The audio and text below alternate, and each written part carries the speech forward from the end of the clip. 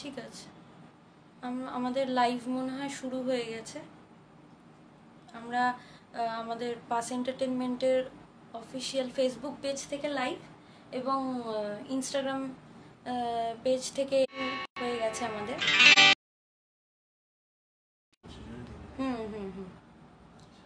আচ্ছা,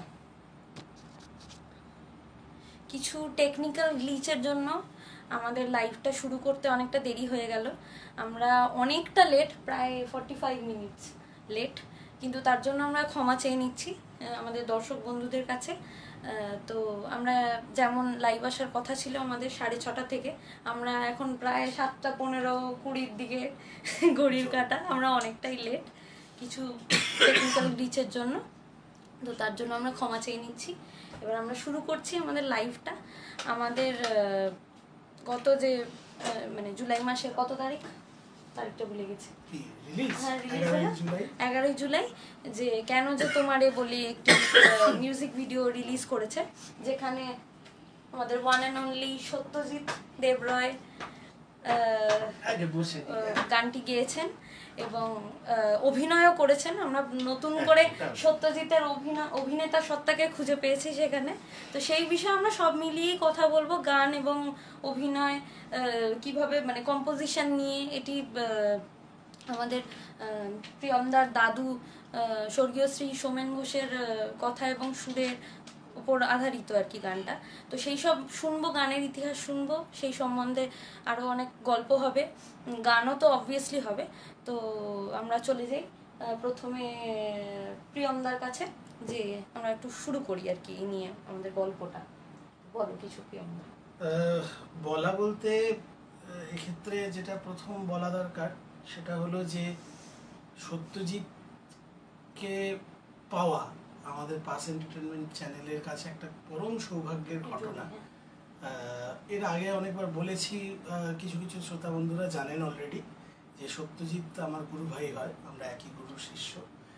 তো সেই সূত্রে আমার তো সত্যজিতের সাথে আলাপ, এবং সত্যজিৎকে আমি বেশ মোটামুটি অনেকটা ছোট বয়স থেকেই এই এতটা বড় হয়ে উঠতে দেখলাম। শুধু বয়সে নয়, একজন আর্টিস্ট হিসেবে, একজন শিল্পী হিসেবে ওর ম্যাচুরিটিটা এবং সেই জার্নিটা আমরা আমার চোখে, নিজের চোখেও দেখা। এই ব্যাপারে আবার একটা কোইন্সিডেন্টাল ঘটনা আমাদের সৃজনীর ক্ষেত্রে সত্যি, ও আরেকটা সূত্র ধরে সত্যজিৎকে একদমই তারপর দেখলাম পৃথিবী গোল। তো এইরকম একটা ব্যাপার। তো এটা আমার কাছে খুব সৌভাগ্যের ব্যাপার যে আমাদের পাস এন্টারটেনমেন্টে সত্যজিৎ গান গাইলো। এটি আমাদের চ্যানেলে ওর প্রথম গানও বটে, আবার সত্যজিতেরও এটা প্রথম মৌলিক গান। এটা একটা দারুণ স্পেশাল ব্যাপার। তো এই প্রজেক্টটা ইট ওয়াজ মাচ অ্যাওয়েটেড এবং অনেক দিন ধরে প্ল্যানিং, অনেক দিনের ভাবনা, ফাইনালি কনজামিট করে এই প্রজেক্টটা হয়। আমরা যখন পাস এন্টারটেনমেন্টের জার্নিটা প্রপারলি শুরু করি, প্রপারলি বলছি এই কারণে, কারণ প্রথম চ্যানেলটার গোড়াপত্তন বলা যায় অনেকটা পুরনো, সেই লকডাউনের সময় 2020-তে, তখন আয়বতন মেরি মা আমাদের একটা হোম সেট আপে রেকর্ডিং দিয়ে শুরু হয়েছিল। তারপর দীর্ঘদিন কোনো কাজ হয়নি, কিন্তু 24 সালে জানুয়ারি থেকে আমরা সিস্টেম্যাটিকভাবে পর এক একটা অরিজিনাল করতে আরম্ভ করি। সেগুলো প্রথমে শুরুতে পরপর গান হয়, তারপরে আস্তে আস্তে সোমনাথ আমার বাল্যবন্ধু আমাদের সঙ্গে জুড়ে যায়। ওর লেখা অডিও স্টোরি, মানে ওর লেখা গল্পকে অডিও স্টোরি ইনস্টাগ্রামে জয়েন করেছে, সোমনাথ আছে আমাদের সাথে। এবং তারপর অডিও স্টোরি ডিপার্টমেন্টটা সোমনাথের দিকে চলে যায় পুরোপুরি, এখন ওর দায়িত্বে আছে যে ওর নিজের লেখা গল্প, বহু ক্ষেত্রে অন্য গল্প, যেমন আমরা রবীন্দ্রনাথের গল্প করেছি। আবার এই মাসে আগামী 25 তারিখ আমরা দাদুর লেখা গল্প করব, আকর্ষণীয়। হ্যাঁ, আজ তার একটা শর্টস রিলিজ হয়েছে, আমাদের পেজেও দেখবেন, পাশের চ্যানেলেও আছে। তো এইভাবে আমরা যাচ্ছি, এগিয়ে চলেছি। তো গত বছর 24 সালে প্রথম 11ই জুলাই দাদুর প্রথম একটা কাজ আমাদের রিলিজ হয়, চাঁদ ডুবে গেছে কবে। এই সম্পর্কে অবশ্য সত্যজিৎকে বলতে দিলে ও অন্তত ঘন্টাখানেক এই নিয়ে বললো, কারণ গানটা ওর এত প্রিয় হয়ে উঠেছে এবং ও এতটা সেন্টিমেন্টালি জড়িয়ে পড়েছে গানটার সঙ্গে, বিশেষভাবে সেটা কাল রাত্রে আমি টের পেয়েছি। তবে সেসব ব্যক্তিগত আলোচনা এখানে করব না।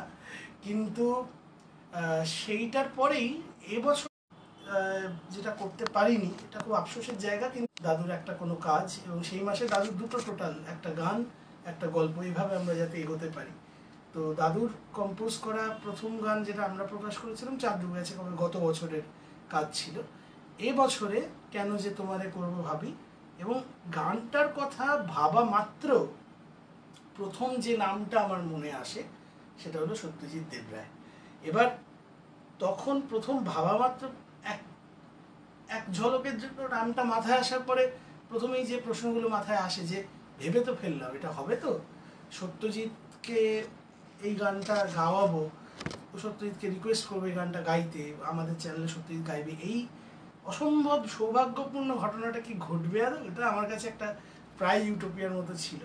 কারণ সত্যজিৎকে এখন সমস্ত বাঙালি তথা ভারতবাসী চেনে, বিশেষত যারা সারেগামাপা বা অন্যান্য রিয়েলিটি শোগুলো ফলো করে। কিন্তু এইটা যে নিয়ে আমার একটা সংশয় হালকা এসেছিল, সেটা শুনে সত্যজিৎ আমাকে এই মারে তো সেই মারে। কারণ যে মানে আমি কেন মনে করলাম যে মানে এটা প্রশ্ন কেন হলো, মানে আমি কেন বললাম না যে এটা তুই গাইবি, এই অধিকার বোধ। কারণ সত্যজিৎ মানুষটি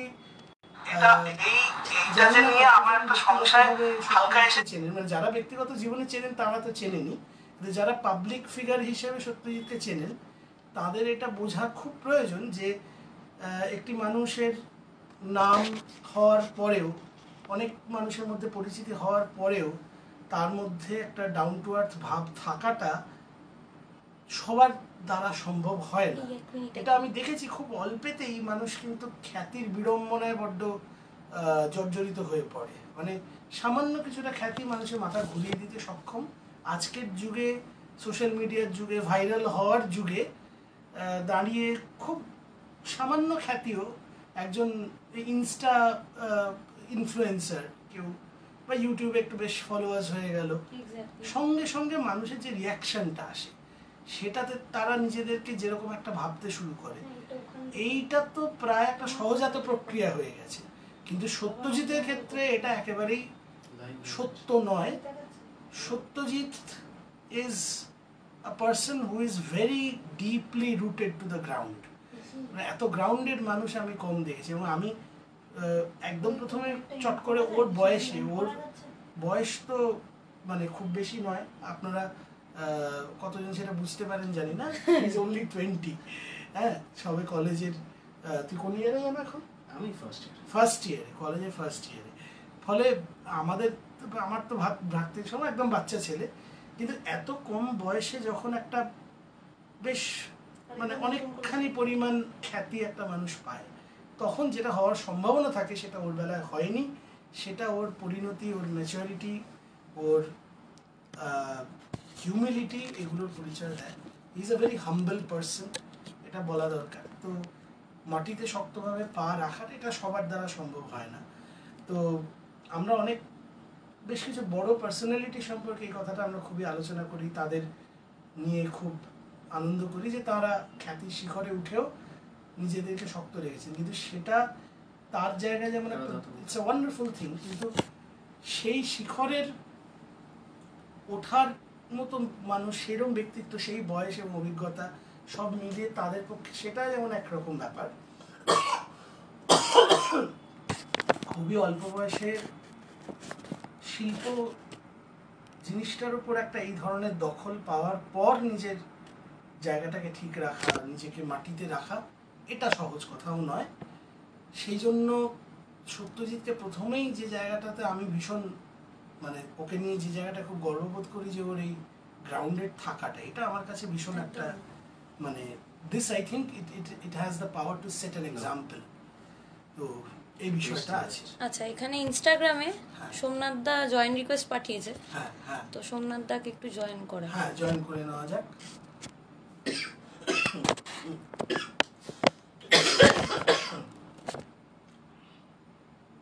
সত্যজিতের প্রোফাইল থেকে, আচ্ছা সত্যজিতের প্রোফাইল থেকে আমরা যে লাইভটা করছিলাম সেটা মাঝখানে কিছু নেটওয়ার্ক প্রবলেমের জন্য বন্ধ হয়ে গিয়েছিল, তো তার জন্য আমরা ক্ষমা প্রার্থী। তো আরেকবার আমরা নতুন করে সত্যজিতের প্রোফাইল থেকে লাইভ শুরু করলাম। তো যে কথাটা হচ্ছিল প্রিয়ম, হ্যাঁ, তো সত্যজিতের এই ডাউন টু আর্থ সেলফটা, এইটা আমি খুব কাছ থেকে প্রতিনিয়ত দেখছি, যত দেখছি তত অবাক হচ্ছি। এবং মানে ওর জন্য গর্ব আরও আমার বেড়ে যাচ্ছে, আর কমার কোনো জায়গা নেই। মানে ও যত কাছের হয়ে উঠছে আরও, যত অলরেডি খুব কাছের ছিলই, কিন্তু এটা একটা মানে এমন একটা সার্কেলের মধ্যেও এখন চলে আসছে যেটা যেটা মানে আমার কাছে মানে সেটা একটা বিরাট পাওনা। এটা মানে আমার ভাবতেও মাঝে মাঝে গায়ে কাঁটা দেয়। ও যাই বলুক ত্যাগ করবে। যাই হোক, তো এই হলো ভাবনার ইনসেপশনটা। তো তারপর আমি সত্যজিৎকে একটা ফোন করি, এবং ততদিনে কিন্তু ওর সারেগামাপায়ের জার্নিটা কমপ্লিট হয়েছে। তো সেই অবস্থায় আমার ফোন করার সময় আপনারা জানি না বুঝবেন কিনা যে আমার মেন্টাল স্টেটটা এরকম যে মানে আমি ওকে বলি কি করে।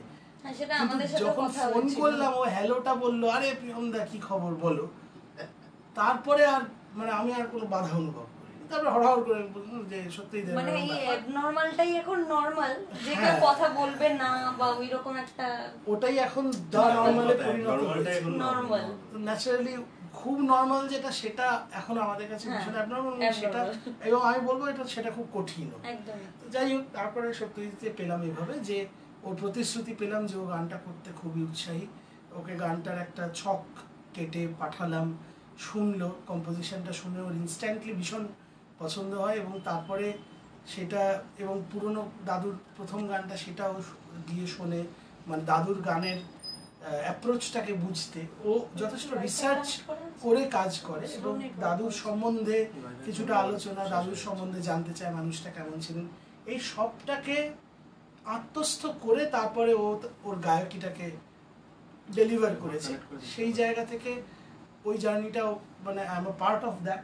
সেইগুলো দেখে আমি বলবো যে Satyajit is a very complete artist. ও গানটার কথা, তার সুর, তার রাগের যে বেস, সেদিক থেকে তার টেকনিক্যালিটিসগুলো দেখে, তার ইমোশনটা বোঝে।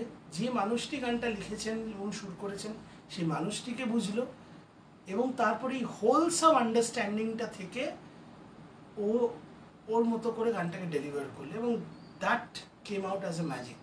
তো সেই ম্যাজিকটা আপনারা উপলব্ধি করতে চাইলে আমাদের ইউটিউব চ্যানেলে গিয়ে কেন যে তোমারে এই গানটি শুনুন, শুনবেন, শোনান সকলকে। কেন যে তোমারে মনে হয় 8K হয়ে গেছে, 7K কমপ্লিট হলো। সেটাকে আপনারা 8K 9K 10K তে নিয়ে যান, বিকজ ইটস ওয়েল ডিজার্ভড। আরও অনেক দূর যাওয়া উচিত। এবং সত্যজিতের প্রথম মৌলিক গান হিসেবে কম্পোজিশনটা খুব কমপ্লিমেন্ট করে, এবং সেটা আরও অনেক শ্রোতাদের কাছে পৌঁছানোটা আমি পার্সোনালি ভীষণ চাই ওর গানটা পৌঁছাক। তো সেই জায়গা থেকে আপনাদের বলবো যে আপনার গানটা শুনুন। এবার গানটি সম্পর্কে, গানটি শুনে ওর যে উপলব্ধি বা ওর অভিজ্ঞতা বা ওর মননে কি চলেছিল, ওর পার্সপেক্টিভটা এবার একটু আমরা তাহলে শুনবো। তার আগে আমরা দুটো কমেন্ট পড়ে নিই। সোমনাথ দা লিখেছে যে সত্যজিৎ আমাদের বাড়িতে এসেছিল, আমি বিশেষ একটা আতিথেয়তা করে উঠতে পারিনি। শিবাজিদা, ঈশা, গৌতম, প্রিয়ম সকলে এসে একটা মধুর স্মৃতি উপহার দিয়েছে। মা সবসময়ই বলে সেই অভিজ্ঞতার কথা। সত্যজিৎকে অনেক শুভেচ্ছা, খুব ভালো লাগলো দেখা হয়ে। এই যাদের নাম সোমনাথ নিল সেই তাদের কথাও আমরা বলবো, ভিডিওটাতে আসবো, ভিডিও প্রসঙ্গে আসলে আমরা শিবাজিদা, ঈশা এবং কাকিমা এদের সকলের কথাতেই আমরা আসবো। আরো দুটো কমেন্ট আছে, পড়ে নি। একজন লিখেছেন যে really he is very nice person and my favourite singer.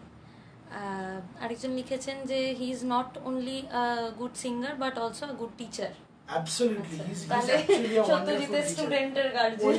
ওই সেই সেলফটা আমার চাক্ষুষ করা নয় বটে, কিন্তু দু একবার আমি ওর ক্লাসের মাঝখানে ফোন করার ফলে তো ও কিন্তু গুরু হিসেবে বেশ কড়া, কিন্তু অ্যাট দ্য সেম টাইম খুব ধৈর্যশীল।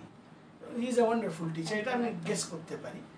তো আমরা সত্যজিতের একটু উপলব্ধিটা শুনে তারপরে আবার বাকি গল্পগুলো আসবো একে একে। সত্যি প্রথমেই বলে রাখি যে যেই মানুষটি আমার পাশে বসে আছেন তিনি হয়তো কমার্শিয়ালি খুব একটা মানুষের কাছে পরিচিত নয়, এটা দেখছি।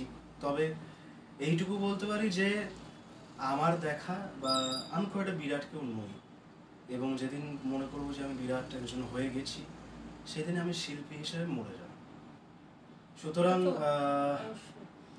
সেই দিক দিয়ে বলছি যে আমি বিরাট কেউ নই, তবুও বলছি শ্রোতা হিসেবে বা সঙ্গীতের ছাত্র হিসেবে এইটুকু বলতে পারি যে আমি যতটুকু যাদের গান শুনে বড় হয়েছি বা এখন নতুন যারা যারা গাইছেন, অনেকে বুঝে গাইছেন, অনেকে না বুঝে গাইছেন, অনেকে শিখে গাইছেন, অনেকে না শিখে গাইছেন, অনেকে আন্দাজে ঢিল মারছেন, কিন্তু সব মিলিয়ে আমার দেখা খুব ফাইন আর্টিস্ট যারা, তাদের মধ্যে ফাইনেস্ট বলবো অনেকেই, প্রিয়ন্দা তাদের মধ্যে একজন। এটা প্রিয়ন্দা মানবে না সেটা আমি জানি, তার কিন্তু আমাদের দুজনের স্বভাবই হচ্ছে আমরা নিজেদের প্রশংসা নিতে পারি না, হয়তো নিই না, সেটা আমাদের শিক্ষায় বাধে, বা হয়তো সেটা করলে ওই যে বললাম যে শিল্পী হিসেবে হয়তো আমরা আর টিকতে পারবো না। প্রিয়ন্দা যখন আমার গানটা পাঠায় বা তার আগে যখন ফোন করে, আমি বরাবরই যখন ক্লাসে যেতাম গুরুজির কাছে ক্লাসে, প্রিয়ন্দাকে এই গানের সূত্র যতটা চিনেছি ততটা তখন চেনা হয়ে ওঠেনি আমার। এই গানটা যখন প্রিয়ন্দা আমাকে পাঠালো, তখন আমি গানটা শুনি।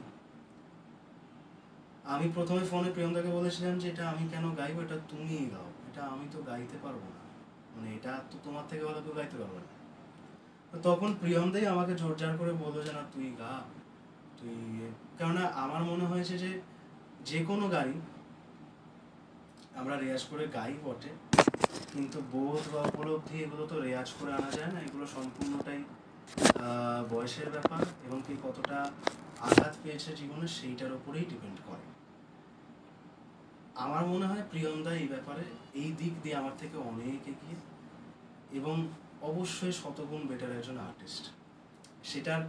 সেটার প্রমাণ চাইলে যারা গান বাজনা বোঝেন তাদেরকে বোঝাতে পারবো, কিন্তু সেটা অনেক টাইম লাগবে। এবং গান বাজনার সাথে সাথে প্রিয়ন্দা হচ্ছে একটা জ্ঞানের ভান্ডার যাকে বলে। জ্ঞানের ভান্ডার কিন্তু লোকে দেখায় না, যে একদমই মানে কি বিষয়ে আমরা মানে আলোচনা, সব রকম বিষয়ে এত বেশি পরিমাণে জ্ঞান, আমরা যা জানার হয়, যা কৌতূহল হয় বা আমাদের আলোচনা প্রসঙ্গে আমরা এত কিছু এটা কি ধরনের হচ্ছে আমাদের আলোচনা প্রসঙ্গে এত কিছু আমরা জেনে ফেলি গল্প করতে করতে, তো সেটা তো প্রিয়ন্দার একটা বিরাট। এবং গানটা যখনই পাঠায় যে প্রিয়ন্দা যা বললো, আমি অত্যন্ত খুশি হই, কারণ ভালো কম্পোজিশন, ভালো কাজ অনেক হচ্ছে, কিন্তু ভালো কম্পোজিশন কিন্তু খুব কম হচ্ছে। তাদের মধ্যে এই গানটা একটা, নট ফর দ্য ফ্যাক্ট যে আমি গানটা গেয়েছি বলে, একদমই না। গানটা ইটসেলফ, যখন আমি রাফটা যখন পাঠাই প্রিয়ন্দা, আমি অভিভূত হয়ে যাই গানটার রাগদারিকে মেনটেন করেও তার যে আধুনিকতাটাকে বজায় রাখা হয়েছে সেইটা দেখে। কেননা এটা কিন্তু আদ্যবন্ত একটা রাগ প্রধান গান, গোটা গানটার রাগটার নাম কিরবানি। যারা গান বাজনা বোঝেন তাদের জন্য বলছি, এবং যারা শিখছো তাদের জন্য বলছি, এই গানটার রাগ কিরবানি। কিন্তু কিরবানি রাগের যে এহেন একটা মানে স্ট্রাকচার তৈরি করা যেতে পারে, সেটা এই গানটা শুনে আমি প্রথম টের পাই। যথারীতি রেকর্ডিং হয়, গানটা সবকিছু কমপ্লিট হয়, এবং আমি ব্যক্তিগতভাবে আমি লিখেওছি আমার ফেসবুক পেজে যে প্রিয়ন্দা নিয়ে সাক্ষী যে আমি কতবার একটা জায়গার গানটা টেক নিয়েছি। যতক্ষণ না মনোপুত হচ্ছে, ও ততক্ষণ ওই ইমোশনটা যতক্ষণে ডেলিভার করতে পারছে, ও বারবার করে ছাড়েনি বিষয়টা। এটা তো মানে প্রকৃত শিল্পীর লক্ষণ, একদম একদম যা হয় ওই খুঁতখুঁতে পারে, এবং তারপরেও সবকিছু পরেও আমি গানটা ভালো গাই, খুঁতখুঁতানিটা কিন্তু ভালো, খুব তার মানে উন্নতি বিখ্যাত আমরা নায়ক সিনেমার একটা ডায়লগে যে ওইটাই তো যে এই খুঁতখুঁতানিটা, এটা কিন্তু খুব ভালো সাইন, মানে তুমি উন্নতি করবি। আর মুশকিল আছে সত্যি যদি উন্নতি করবার যথেষ্ট ইচ্ছা আছে, কিন্তু ওই আলবাত করবো বলে I will go to the top বলে ওই টেবিলটা চাপড়াবে, এটা এক্স্যাক্টলি। তো গানের গল্প বলতে এইটাই, এবং তারপরে ভিডিও শুটও হয়, সবকিছু হয়। আর সব থেকে বড় কথা, যখন আমি বলেছিল যে এই গানটায় তোকে একটা রোল ইয়ে করতে হবে, আমি যে পারবো তো, আমি অ্যাক্টিং আমি কি করে করবো? এই অ্যাক্টিং এর কথাটা আসার এই জায়গাটা আমি একটু ইন্ট্রো করে দিচ্ছি যে গানটা তো আছে, রেকর্ড হলো, তো গানের কথাগুলো আপনার গানটা শুনলেই বুঝতে পারবেন। এবার আমার একটা যেটা হয়েছিল যে গানটা শুনেছি, গানটা নিজের মতো করে একটা অলরেডি তার একটা সেলফ সাফিসিয়েন্ট এক্সপ্লেনেশন হয়, তার নিজস্ব একটা ইন্টারপ্রিটেশন হয়। এর বাইরেও আমার মাথায় একটা গল্পের ছায়া ঘুরতে শুরু করে যে লিরিক্সটার ইন্টারপ্রিটেশনটা আমি একটু অন্যভাবে আর কিভাবে ভাবতে পারি, বা রাদার ওভাবে আসে মাথায় যে কেন যে তোমাদের ভুলে থাকিতে পারি। এই ভুলে না থাকতে পারা নিয়ে আ পার্সন ইজ কোয়েশ্চেনিং এই ভুলে না থাকতে পারাটা। এবার সেটা কিভাবে হতে পারে, এটা আদতে প্রেমেরই গান, যে প্রেমের একটা ইমোশন ব্যক্ত করা, প্রেম রয়েছে, তার মধ্যে বিরহ রয়েছে। তো আমার কথা হচ্ছে যে বিরহ ছাড়া প্রেম হয়, অ্যাবসলিউটলি। এবং সেই সঙ্গে বর্তমানে সে ভুলে থাকতে না পারে, তিনজনই এই বিষয়টা বোঝে, কিন্তু না কেউ বোঝে না, কেউ বোঝে না, আমি তো কিছুই বুঝি না। যাই হোক, বিষয় হলো যে বর্তমানে যে প্রেম আমার বর্তমান জীবনে রয়েছে, সেই মানুষটির সঙ্গে আমার যে সংযোগ, সেটাকে আমি সারাক্ষণ মিস করছি। যখনই আমরা আলাদা রয়েছি মিস করছি। এই যে টানটা, এই পরস্পরের প্রতি পারস্পরিক টানের কথা বললে একটা কেন যে তোমারে ভুলে থাকিতে পারি এভাবে তাকিয়ে আছে প্রিয়মদার দিকে, এগুলো হচ্ছে ইনার জোক, এগুলো আমরা ইনসাইড জোক, ইনজোকগুলো সোমনাথ দা লিখেছে প্রিয়মের পড়াশোনা এবং নলেজ ও স্কিল ঈর্ষণীয় এবং ইন্সপায়ারিং। এটা যিনি বলছেন তারটা কতখানি তিনি তো আরেক জ্ঞানের তিনি জানেন কিন্তু তিনি আবার আর কি বলা যায়, হ্যাঁ সেটাই, মানে একেবারে সাগর। তো সেখানে এবং তারপরে আরেকটা দ্বিতীয় ইন্টারপ্রিটেশন এটা হয় যে যখন সেই ভালোবাসাটা অতীত হচ্ছে, যখন সেই সম্পর্কটা নেই, সম্পর্কটা অতীতে চলে গেছে, অতীতের ঘটনা, একটা বিচ্ছেদ ঘটেছে, সেই জায়গায় দাঁড়িয়ে তাকে না ভুলে থাকতে পারা। আর আরেক দিকে একটা ট্রমা মানুষ কেন হয় ট্রমা, কারণ যখন একটা খারাপ স্মৃতি সে ভুলে না থাকতে পারে, সেটা ট্রমায় ম্যানিফেস্ট করে নিজেকে। তো সেই ভুলে না থাকতে পারে, এই তিন রকমের না ভুলে থাকতে পারাকে এনমেশ করে একটা গল্প তৈরি করার চেষ্টা করেছে, বা গল্পটা প্রিয়মদার মস্তিষ্ক প্রসূতই পুরোপুরি বলা যায়। এবং সেই হিসেবে গল্পটা মাথায় আসার পর আমি পারমিশন নিতে চেয়েছিলাম সত্যজিৎ, কারণ আচ্ছা মন্ডা জয়েন করেছে, ও নাইস ইনস্টাগ্রামে আমাদের অডিও স্টোরি, আমি আবার যে র্যাপিডো করে ওর নাম শঙ্খ শুভ্র সান্যাল উরফে মন্ডা, আমাদের অডিও স্টোরির আমাদের এই বৃহত্তর টিমেরই অঙ্গ। আমি আবার যে র্যাপিডোওয়ালার সঙ্গে এসেছি, তার গলাটা শুনে আমার থ্রু আউট সারা রাস্তা মন্ডার কথা, মন্ডা ওই থ্রোটা পুরো রকম মন্ডা শুনছে আমাদের কথা, তো মন্ডাকে মনে করা হচ্ছে, জানি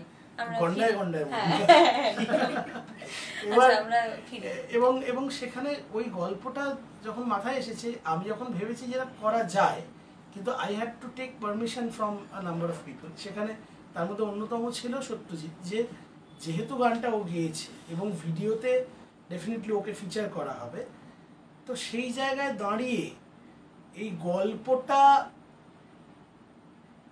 হওয়াতে ও রাজি কিনা সেটা আমার জানার দরকার ছিল প্রাথমিক, এবং সেক্ষেত্রে রাজি হলে চরিত্রটায় ও নিজেই অভিনয় করতে রাজি কিনা সেটা, গল্পটা ওর প্রথমেই খুব পছন্দ হয়, এবং তারপর চরিত্রটায় ও নিজে অভিনয় করবে কিনা জিজ্ঞেস করার পর তখন ও আমাকে এই কথাটা বলে যে আমি কি পারবো।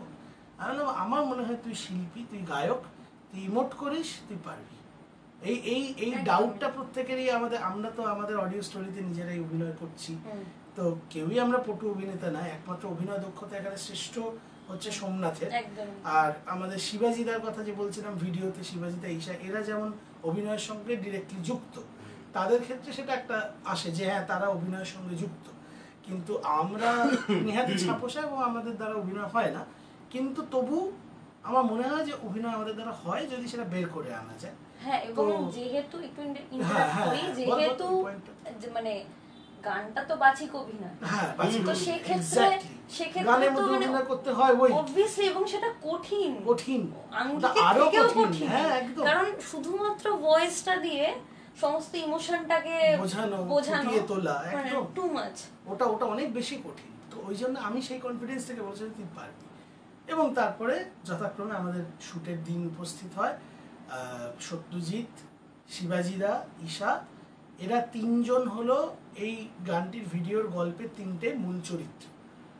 একজন, আমি নামকরণ বলতে কেউ যদি ডায়েরির লেখা আর চিঠিগুলোর উপর একটু ভালো করে ফোকাস করেন, ওটা মানে পজ করে ওই জায়গায় চিঠিটা পড়েন, গল্পটা বুঝতে সুবিধা হবে। যার জন্য চিঠিটা পরে জুম করানো হয়েছে যাতে চিঠিটা পড়া পাশে যায়। ফ্লোটিং দেওয়ার চেষ্টা করেছেন, কিন্তু নান্দনিক দিক থেকে ওটা খুব খারাপ দেখাচ্ছে বলে আমরা সেটা পরের দিকে সরিয়ে দিই। তো সেইখানে আমরা সত্যজিৎকে একটা চরিত্রে পাচ্ছি। এবার গল্পগুলো বলবো না, তাহলে আপনাদের আর ভিডিওটা দেখার উৎসাহ থাকবে না, কিন্তু ভিডিওটা দেখুন। গল্পটা খুব ইউনিক ভাবে আমরা তৈরি করার চেষ্টা করেছি এবং অভিষেক এবং সত্যজিতের অভিনয় সেখানে কিন্তু দুর্ধর্ষ হয়েছে। ওর যে এক্সপ্রেশনস, আমি কয়েকটা ছোট ছোট জাস্ট বলেছিলাম যে তুই এই সিচুয়েশনে আছিস, আমি কিন্তু এক্সপ্রেশন নিয়ে ওকে কোনো গাইড করিনি, ও এক্সপ্রেশন নিজের মতো করে দিয়েছে। আমি ওকে শুধু ফিলিংটা বুঝিয়েছি যে এই গল্পে এই মোড় নিচ্ছে, এই জায়গায় দাঁড়িয়ে তুই এই চরিত্রটা এই অনুভূতির মধ্যে রয়েছে, এই যে জায়গাটা, সেটা বলার পরে ও স্বতঃস্ফূর্তভাবে সেই এক্সপ্রেশন নিয়ে এসছে। এবং ওদিকে শিবাজিদা এবং ঈশা ওরফে ঈশাটা ওর ডাক নাম, সঙ্গমিত্রা দে আমাদের গল্পের হিরোইন এবং অভিনেত্রী। ওকে এবং শিবাজিদাকে আমরা লাইভে আজকে পাইনি, কারণ ওরা ব্যস্ত রয়েছে, ওদের অভিনয়েরই কাজে শ্যুট রয়েছে, তার জন্য আজ লাইভে পাইনি। এরপরে আর লাইভ করবার মতন স্কেডিউল পাচ্ছি না, এরপরে আগামী কাজগুলো লাইন আপ চলে আসবে, ওই জন্য আমরা বাধ্য হয়ে ওদের লাইভে না রেখেই আজ লাইভ করতে হচ্ছে। কিন্তু ওরা নিশ্চয়ই দেখছে বা দেখবে, কারণ মাত্র ফ্রেমে তিনজন রয়েছি, আমরা রাত্রেবেলা 5 জন না 6 জন ছিলাম, থাকার কথা ছিল এবং আরো অনেকেরই থাকার কথা ছিল, দিদির থাকার কথা ছিল, সায়ন্তনীর থাকার কথা ছিল, সোমনাথদার থাকার কথা ছিল। তো সঞ্চালনা করার জন্য আমরা আজকে কান্নাকাটি করছি খুবই সবার জন্য, কেঁদে কেঁদেই লাইভটা করি, আর কি করব। তো শিবাজিদা যে চরিত্রটা অভিনয় করেছে সেখানে সেটাও খুব চ্যালেঞ্জিং একটা, কারণ ওটা একটা নেগেটিভ আসপেক্ট রয়েছে চরিত্রটায়, সেইটা যেভাবে ফুটে বেরোচ্ছে ওগুলো আপনারা দেখুন, এগুলো বেশি বলা যাবে না, বললে আসল ইয়েটা নষ্ট হয়ে যাবে। আপনারা দেখুন ভিডিওটা, তাহলে বুঝতে পারবেন। কিন্তু ওইখানটায় খুব সুন্দর অভিনয় রয়েছে এবং ঈশার অভিনয় তো রয়েছে, আপনারা দেখবেন। ওই সেন্ট্রাল চরিত্রের সঙ্গে যে হিরোইন ইন্টারঅ্যাক্ট করছে তার মধ্যে দিয়ে গল্পটা, এবং কেন যে তোমার এর লাইনের আরেকটা ইন্টারপ্রিটেশন যে তুলে ধরছে ট্রমার জায়গাটা, এর বেশি বলবো না। কেন ট্রমা, কিসের ট্রমা, সেইগুলো আপনারা ভিডিওটায় গিয়ে দেখুন। সেই শ্যুটটা করতে আমরা সোমনাথের বাড়ি যাই এবং সোমনাথের বাড়িটা খুব এস্থেটিক একটা জায়গা, বিশেষ করে সোমনাথের স্টাডিটা, মানে সোমনাথের মনেরই মতো খুবই এস্থেটিক একটা ঘর। এবং ওই ঘরটার ওই বুকশেলফ, ওই জানলা, ওই সোফা, পাশের ওই গাছগুলো, সবটা মিলিয়ে আমি মানে এটা এক্সপেক্ট করেছিলাম যে ওখানে সেটা করা যাবে, টিপটপ স্টুডিও, একদম স্টুডিও খুব সুন্দর সেট হয়ে দাঁড়ালো ওর ঘরটা। এবং অনেক ব্যস্ততার মধ্যে ওর সেদিন অফিসের কাজ, ওর একটা ওয়ার্কশপ, সব কিছুর ব্যস্ততার মধ্যে চিঠি লিখে দেওয়া, জিনিসপত্র জোগাড় করা, এবং বিশেষ করে কাকিমা শ্রীমতী দোলন ঠাকুর, ওনাকে অসংখ্য ধন্যবাদ। ওনার বাড়িতে গিয়ে আমরা এত উৎপাত করা সত্ত্বেও নীরবে হাসি মুখে সমস্ত উৎপাত মেনে নিয়ে এবং উৎসাহের সঙ্গে আমাদের কাজ অবজার্ভ করে নিজের মতো করে তার একটা সমালোচনা এবং ইমপ্রুভমেন্টস সাজেস্ট করা, এই জায়গাগুলো কাকিমা করে আমাদের ভীষণভাবে পাশে থেকেছেন, এবং সেইটা একটা দিক।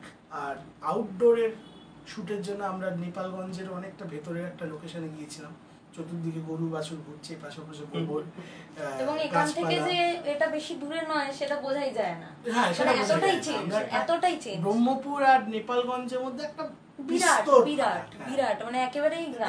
এটাও বুঝতে গেলে আপনাদের ভিডিওটা দেখতে হবে, যে একটা সিটিস্কেপ, একটা জানলার বাইরের দৃশ্য দেখছি আর ওখানে যেটা আমরা দেখছি আউটডোরটা, দুটোর মধ্যে কি ধরনের কন্ট্রাস্ট। খুব বেশি দূরেও না,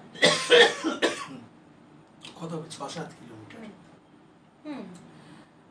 তো সেখানে গিয়ে আমাদের শ্যুট হয় সারাদিন ব্যাপী, এবং সেই অভিজ্ঞতাটার সম্বন্ধেও আমার মনে হয় একটু সত্যজিৎ বললে মানে অভিনয়ের অভিজ্ঞতা, ওর অভিনয়ের প্রথমবার অভিজ্ঞতা, জায়গার অভিজ্ঞতা, হ্যাঁ। সত্যজিতের জুতোয় কতবার কি ভাবে কাদা গোবর লেগেছে, জলে পা পড়েছে, ঢুকে গেছে।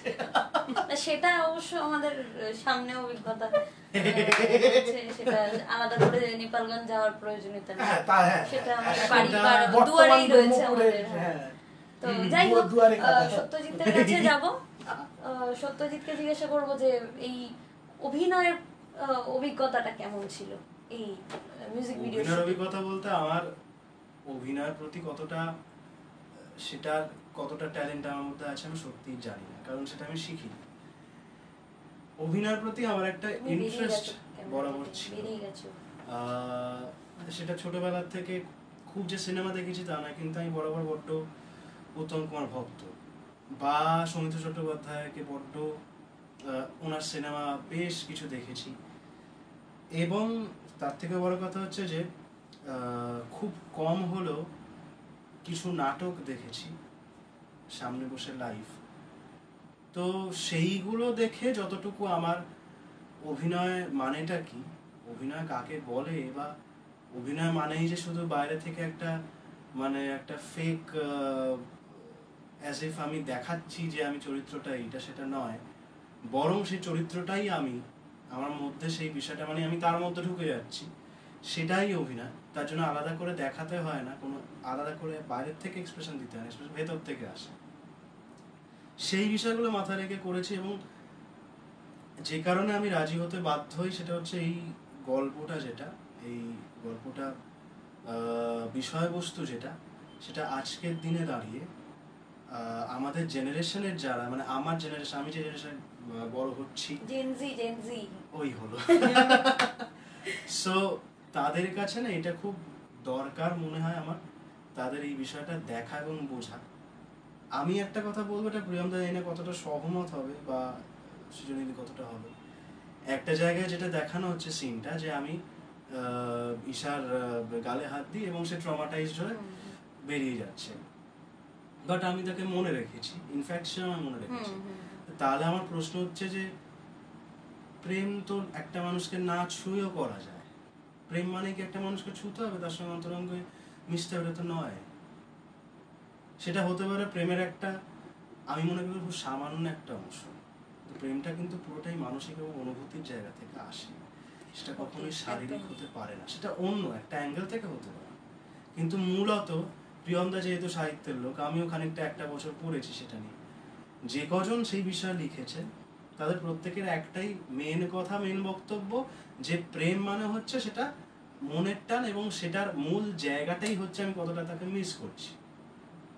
সেটার সঙ্গে কিন্তু যেটা দেখানো হলো, যেই কারণে ছেড়ে চলে গেছে সেই মেয়েটি গল্পে আমার জীবন থেকে, সেই কারণটা কেন সে চলে গেল, বা যে মনে রাখলো, সে যেভাবে ফিরে এলো, বা আমার কোনো কি অনুভূতি সেইখানে, সেইটা প্রত্যেকের জানাটা আজকের দিনে দাঁড়িয়ে দরকার।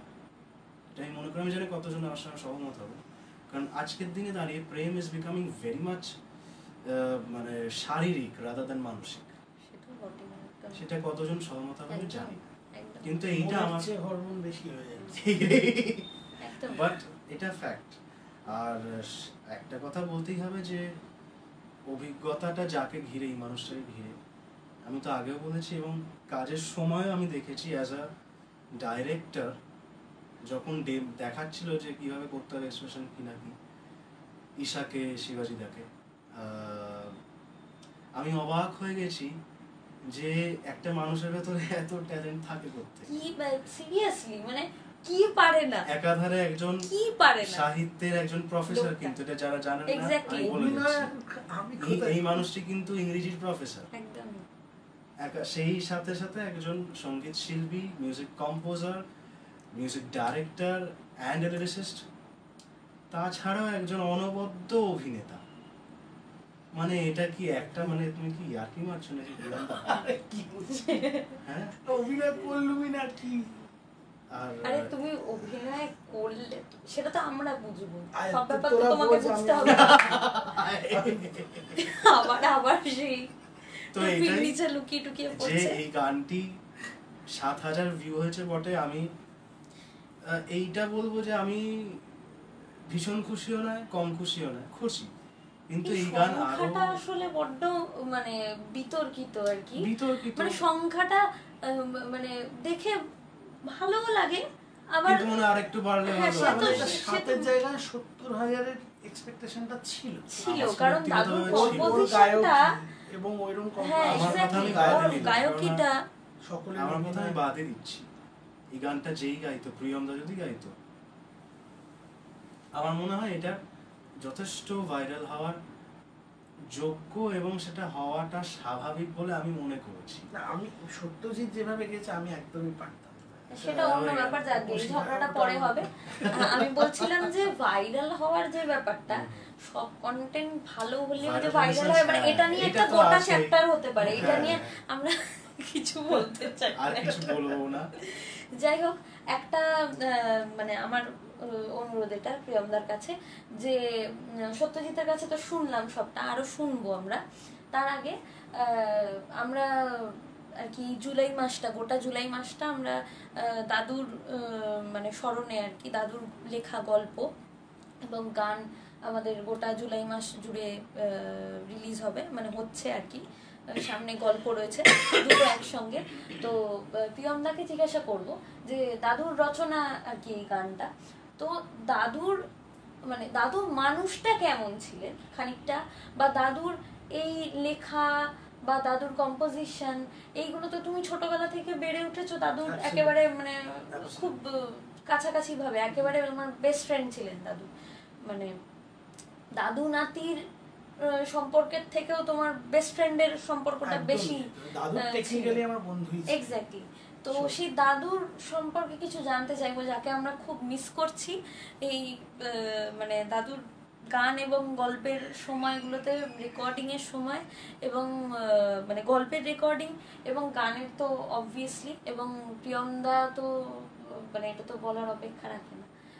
তো আমরা জানতে চাইবো যে একটু দাদুর সম্পর্কে কিছু বল। দাদুর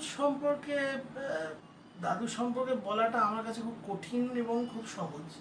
কঠিন এই জন্য যে দাদুর সম্পর্কে বলতে শুরু করলে থামাটা মুশকিল, কারণ আমার বলতে দিলে আমি 24 ঘন্টা একটা স্টেজ বলে যেতে পারি, এক নম্বর। দ্বিতীয় নম্বর হচ্ছে যে সহজ এই জন্য কারণ দাদু আমার জীবনের একটা মানে এমন অংশ, এতখানি অংশ জুড়ে ছিল যে যতদিন লোকটা বেঁচে ছিলেন ততদিন আমার জীবনে প্রায় 70-80% সে জুড়ে বসে রয়েছে। বা আজ দাঁড়িয়ে তিনি নেই।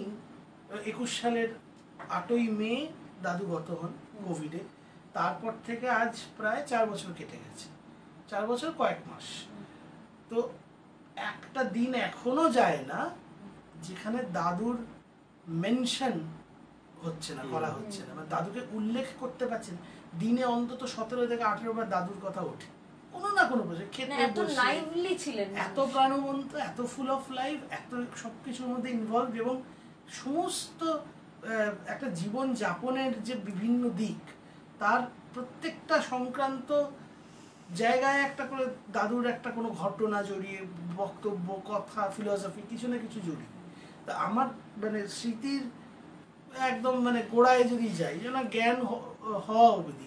এবার এখানে একটা ইন্টারেস্টিং ব্যাপার এটা যে সাধারণত বাঙালি পরিবারে আমরা দেখি যে বাড়ির যে বাচ্চারা, ছেলে বা মেয়ে, তারা ঠাকুমা দিদিমার সাথে ক্লোজ বেশি। এবার আমার পারিবারিক পরিস্থিতি, আমার ঠাকুরদাকে এমন আমি দেখিনি, উনি আমার জন্মের আগেই গত হন। আর একটা ব্যাপার হচ্ছে যে আমার ঠাকুরদারও লেখা সুর করা গান আছে, আমাদের পাস এন্টারটেইনমেন্টে রিলিজ আছে, এই জীবনও শুধু, নিশারও দারুণ কম্পোজিশন, মানে এত সুন্দর। এবং আমার মিউজিকটা কিন্তু আমার ফ্যামিলিতে দুদিক থেকে, এক্স্যাক্টলি ওইটাই আমরা মানে আমার মুখে চলে এসেছে ওটা, যে এইরকম সব বড় বড় মানুষদের থেকে তারপরে এসেছে প্রিয়মদা। তো প্রিয়মদাকে বাদ দিয়ে বাকিটা নিয়ে ডিসকাস করা যায়। সেটা তো ঠিক আছে, কিন্তু মানে রক্ত কোথায় যাবে, তাই না? রক্ত কোথায় যাবে? যাই হোক, আমার ঠাকুরদা শ্রী জওহরলাল ঘোষাল, স্বর্গীয় শ্রী জওহরলাল ঘোষাল, তিনি, তারও প্রচুর গান এখনো আছে, আমরা একে একে করবো আস্তে আস্তে। লেখা সুর করা পড়েছেন, নিজে খুব ভালো শিল্পী ছিলেন। ওনার গলায় রেকর্ড করা গানগুলো টেপ রেকর্ডারের বাড়িতে রেকর্ড করেই কিন্তু আছে রাখা, সেগুলো আছে। এবং এদিকে এবং সেই সূত্র ধরে আমার বাবারা 5 ভাই বোন সবাই প্রত্যেকে গান বাজনার কোনো কোনো দিকের সাথে। আমার বাবা শ্রী অরুণ কুমার ঘোষাল, তিনি আগে সেটা শিখতেন, কলেজের জীবনে মাউথ অর্গান, বাঁশি ইত্যাদি তবলা ভীষণ ভালো বাজাতেন, কিন্তু যেটা সিরিয়াসভাবে চর্চা করেছিলেন সেই সময় সেটা হলো সেতার, যার জন্য আমিও আমার ক্লাস 7 থেকে ভুলে গেছি আমি সেতার বাজিয়েছি। পরে সেটা নিয়ে আমরা বলবো, এখন আমার গানের দিকটা বেশি পছন্দ ছিল। আর বাবা সেই সময় সেতার চর্চা করেছেন, তালিম নিয়েছেন কিছু বছর। পরে সংসার জীবনে, কারণ আমার ঠাকুরদা মারা যাওয়ার পর বাবাকে চাকরিতে জয়েন করতে হয়, তারপরে চাকরি পেয়ে একটা বেহালা কিনে নিজে কিছুদিন তালিম পাওয়ার পর নিজে নিজে বাজাতেন। এই পর্যায়ে হয়ে শেখাটা আর হয়ে ওঠেনি, কিন্তু শিল্প চর্চাটা এবং গান বাজনা গান বাজনা শোনা, মানে হোল নাইট কনসার্ট অ্যাটেন্ড করা দিল্লিতে, কলকাতাতে, বিভিন্ন জায়গায়। আমার বড় দাদা শ্রীপ্রীতম ঘোষাল, তিনি শরদিস্ট, উস্তাদ আমজাদ আলী খান সাহেবের ছাত্র। তো ওই দিক থেকে মানে বলা যায় যে সব দিক থেকে বাবা সাইড থেকে ছড়িয়ে ব্রাঞ্চ আউট করে মিউজিক্যাল একটা ফ্যামিলি। কারণ আমার যে বড় কাকা, আমাদের যে পাস এন্টারটেনমেন্টের সমস্ত গান যিনি অ্যারেঞ্জ করছেন আমার জামাইবাবু, অর্থাৎ সাগরদা আর তার স্ত্রী, মানে আমার দিদিভাই, ছোটদি ভাই ইপসা ঘোষাল। এই ছোটদি ভাইয়ের বাবা অর্থাৎ আমার বড় কাকা, তিনি হচ্ছেন বাবারা যে 5 ভাই বোন, তার মধ্যে বাবার পরের ভাই যিনি, তিনি মাঝে মাঝে বাবার পরে পিসিরা আছেন, তারপরে বড় কাকা, তারপরে ছোট কাকা। তো সেই বড় কাকা অর্থাৎ শ্রী অরুণ কুমার ঘোষাল, তিনি পারকাশনের সমস্ত ইনস্ট্রুমেন্টের সাথে বহু বছর যুক্ত। তিনি কমার্শিয়ালি সেটা প্লে করেন। শ্রীখোল, আচ্ছা, সোমনাথ দা জয়েন করেছে মনে হয়, আচ্ছা, ইনস্টাগ্রামে। আচ্ছা, এবং এই ইনস্ট্রুমেন্টগুলো তিনি বাজান। আমার ছোট কাকা ভীষণ ভালো শ্যামা সঙ্গীত গাইতে পারেন, কিশোর কুমারের গান ভীষণ ভালো গান, এবং ছোট পিসি রবীন্দ্রসঙ্গীতের দিকে, বড় পিসি ক্লাসিক্যালের দিকে, ক্লাসিক্যাল ঠুমরি। হ্যাঁ, এরা প্রত্যেকেই এই স্ব ক্ষেত্রে যথেষ্ট। হ্যাঁ, আর মায়ের দিক থেকে আবার কিরকম, যে দাদুর তো গান বাজনার একটা হিস্ট্রি রয়েছে। আমার দিম্মা দাদু দুজনেই, দিম্মার গলাতে ভালো সুর আছে, দিম্মা ভালো গান গাইতে পারেন, আবৃত্তি ভীষণ ভালো করেন, দাদুও খুব ভালো আবৃত্তি করতেন। এরা দুজনেই নাট্য চর্চা করতেন, এবং সেটাও আবার মোটামুটি বিভাস চক্রবর্তীর রূপে ছিলেন। এইটা আমাদের বিশাল আফসোস আর কি, যে আমরা দাদুর সঙ্গে দেখাটা আমাদের হয়নি। তবে দিনবার এক্সপোজারটা তাও তোরা পাস, এটা একটা। হ্যাঁ, কিন্তু দাদুর সাথে না দেখা হওয়াটা একটা বড় আফসোস। সেটা আমরা পরে গিয়ে বুঝতে পেরেছি। খুব ইচ্ছে ছিল প্রত্যেকের সাথে আলাপ করবার। তো সেই দিক থেকে এবার মা এবং আমার মাসি দুজনেই, মাসি শীষ দিয়ে ক্লাসিক্যালের বন্দিশ বাজাতে পারতেন, মাসি ওদিক থেকে। আর মায়ের পাশে হচ্ছে রবীন্দ্রসঙ্গীত তার সাবজেক্ট, দক্ষিণীতে শিখেছেন। তো কাকিমার ব্যাপারটা বলো। এবং মা দক্ষিণীতে শিখেছেন, এবং মা অর্থাৎ শ্রীমতী মৌসুমী ঘোষাল, ওনার গান আসছে কিন্তু অগাস্ট মাসে, অগাস্ট মাসে 22শে শ্রাবণ উপলক্ষে। মায়ের সঙ্গে আমিও একটু ভিড়ে গেছি হালকা করে। আমরা একটা রবীন্দ্রসঙ্গীতের একটা গীতিমালিকা বলবো, ম্যাশআপ বলবো, আধুনিক ভাষায় ম্যাশআপ, বা আমরা টুকরো টুকরো 4-5টা গান নিয়ে একটা মালা গাঁথার চেষ্টা করেছি কবি প্রণাম হিসেবে। জানি না সেটা আপনাদের কেমন লাগবে, কারণ রবীন্দ্রনাথ আমাদের হৃদয়ের প্রত্যেকেরই খুব কাছে। আমরা কেউই তাকে কোনো রকম অসম্মান করতে চেষ্টাও করার কথা, মানে কল্পনাতীত আমাদের কাছে। কিন্তু যেটা হয়, যে কোনো নতুনভাবে কোনো কাজকে অ্যাপ্রোচ করতে গেলে সমালোচনাও হয়, প্রশংসাও হয়। তো যাই হোক, সেসব আপনারা শুনবেন, শুনে বলবেন তখনকার কথা। অগাস্ট মাসে 7 বা 8 তারিখে দিকে রিলিজ হবে, ডেটটা পরে জানতে পারবেন আপনারা। আজকে তার রেকর্ডিং ছিল, ওখান থেকেই আমি র্যাপিডো করে মন্ডার মতো কণ্ঠস্বর সম্পন্ন এক র্যাপিডো ড্রাইভারের সঙ্গে এলাম। তো সেইগুলো, এবং এই দুবাড়ি থেকে যে গান বাজনা, এবং এটার মেলবন্ধনটাও অদ্ভুত। আমার খুব ছোটবেলার একটা স্মৃতি মনে পড়ে, এই বাড়িরই দোতলায়, তখন ছোট, পড়াশোনার চাপ জিনিসটা, মানে জীবনে চাপ ছিল না এখন।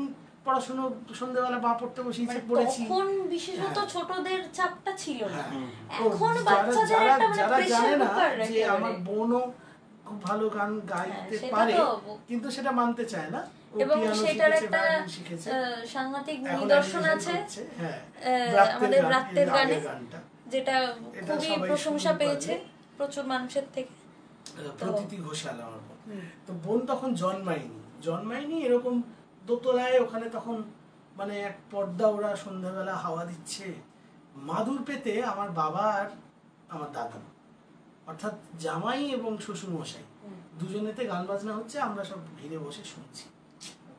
দাদুর একটা কম্পোজিশন, সেইটা দাদু মানে বাবাকে একরকম বলছে এই গানটা করেছে এই সুরটা, এবং বাবা হারমোনিয়াম নিয়ে বসে গানটাকে কংক্রিট ভাবে এ করে মানে একটা তুলে গানটা গেয়ে তোমার গানখানি, যেটা তোকে কাল বলছেন যে আগামী বছর প্ল্যানিং এ আছে। তো এই হচ্ছে স্মৃতি আমার। প্রিয়মদার প্ল্যানিং এ আছে, আমি আবদার করে রেখেছি যে এই মানে ভাবতে পারছি না আমার অবস্থাটা। না, আরো গান ওর অন্য গান একটা আবদার আছে, সেটা আমার বলবো একটা পরে আবদার সঠিক আছে। সময়। হ্যাঁ, তো আমার বলেছি আমি কাল আমার আবদারটা একদম একদম মানে ওটার নামগন্ধ করা যাবে না এই এখন। মাসের সম্পর্কে শুধু বললাম ফেব্রুয়ারি মাসের সঙ্গে সম্পর্ক। হ্যাঁ সেটা ফেব্রুয়ারি পরে মাস, হবে, হ্যাঁ। পরে হবে, যাকে ওটা একটা তো- কি হয়ে গেল একটা, যাই হোক একটা ছোটবেলার হবে। স্মৃতিতে দাদুকে তখন দেখছি যে গান, দাদু যে গান লেখে শুরু করে, এটা আমার কাছে একটা জন্মেই আমি দেখছি যে দাদুর লেখা গান আছে। তারপরে ছোটবেলা থেকে যে কোনো লেখা পাবলিশ হলে কোথাও কোনো ম্যাগাজিনে, লিটল ম্যাগাজিনে, যখন দাদু রিটায়ার করার আগে কিছু 1-2 বছর আগে থাকতে লেখালেখি টুকটাক শুরু করেছে। তো প্রথম আমাকে মানে পাবলিশ হলেই এসে আমাকে দেখাবে, পাতাটা বার করে এই লেখা আর নাম লেখা রয়েছে, ওটুকু দেখিয়ে বাকি পড়তে হবে না, বড়দের লেখা যাও বলে পাঠিয়ে দেবে। আর মুচকি হাসবে এরকম, মানে ওই যে প্রিন্টেড অক্ষরে, ছাপা অক্ষরে দাদুর লেখা, এইটা দেখার ফলে আমার মধ্যে যে অভিব্যক্তি, সেইটা দাদু খুব খুব আনন্দ এনজয় করতে। মানে ওই যে এটা হচ্ছে আসলে আমি এখন বুঝি, এটা হচ্ছে রেকগনিশনের খিদে, যেটা প্রত্যেক আর্টিস্টের থাকে, একদম, একদম। যে কোনো ক্রিয়েটিভ এবং সবথেকে বড় কথা, তুমি তখন ছোট্ট বাচ্চা, তোমার ওই ইনোসেন্সটা মানে একটা পিওর রিঅ্যাকশন, এক্স্যাক্টলি ওইটা একটা পিওর। তুমি আমার লেখা বেরিয়েছে, হ্যাঁ। এই এই জিনিসটা তো সবার থেকে পাওয়া যায় না, একটা কমপ্লিকেটেড একটা ইয়ে করে যে কেউ ওপর ওপর কেউ বলবে বা বলবে না, সেইটা তো কিন্তু তার যে একটা অ্যাচিভমেন্ট ফ্যাক্টর বেসিক লেভেলে থাকে, সেটা আমরা ধীরে ধীরে না অ্যাকনলেজ করতে ভুলে যাই। কিন্তু এই অ্যাকনলেজমেন্টটা খুব দামি প্রত্যেক আর্টিস্টের কাছে, এটা আমার মনে হয়। তারা সেটা ক্রেভ করে কোথাও না কোথাও। আজকে আমরা আমাদের গানে যে কটা ভিউ হচ্ছে না হচ্ছে, সেটা নিয়ে হ্যাঁ মন খারাপ হয় যে আরো ভিউ হতে পারতো।